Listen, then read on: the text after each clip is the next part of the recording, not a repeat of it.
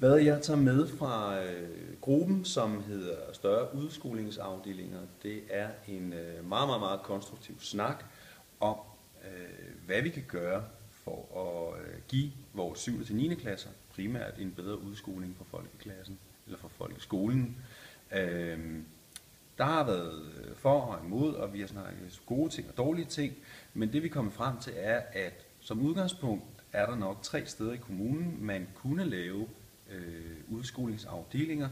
Den ene kunne være Holbæk, den anden kunne være Tølle for eksempel, Tølløse, og så kunne det være Jyderup. Grunden til, at man har valgt de byer, handler lidt om infrastrukturen også, fordi det skal være muligt for børnene at kunne bevæge sig med de transportmuligheder, vi har lige nu. Derfor så kan det være svært ikke at tage nogle af de mindre byer med i spil i tankerne her. Holbæk er lidt anderledes, fordi det er en meget større by. Derfor kan et tilbud i Holbæk godt se lidt anderledes ud, end det kan i for eksempel Tølløse. Og det handler også lidt om, hvor mange elever der er til sådan en udskolingsafdeling. Så derfor så kan man ikke bare sige, at man kan lave det ens i Holbæk, Tølløse og Jyderup.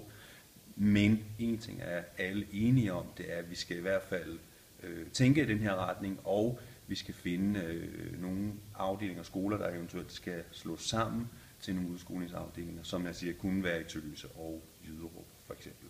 Der har været en bekymring blandt andet på mellemtrinnet, fordi vi snakker meget om indskoling og udskoling i øjeblikket. Vi skal ikke glemme mellemtrinnet. Det er vigtigt, at vi også har fokus på dem.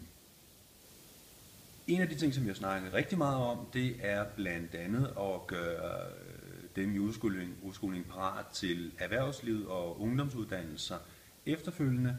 Der har været snakket om, at de unge måske skulle have lidt mere praktik kombineret med de sidste år i folkeskolen. Så er der også spørgsmålet, om man i virkeligheden, hvis man laver en udskoling fra eventuelt 7. til 9. klasse, ikke begynder at bevæge sig lidt ind på det, som 10. klassecentret arbejder med i øjeblikket. Og det vil jo så sige, at de kommer til at overlappe hinanden, så måske skal de tænkes sammen på en eller anden måde, eller også kan det være, at der simpelthen er så få elever i 10. klassecenter, så de kan køre videre for sig selv. Men der er ikke nogen tvivl om, at det arbejde, de laver i 10. klassecenter lige nu, er noget af det, som vi også skal tænke med i en ny udskoling fra 7. til 9.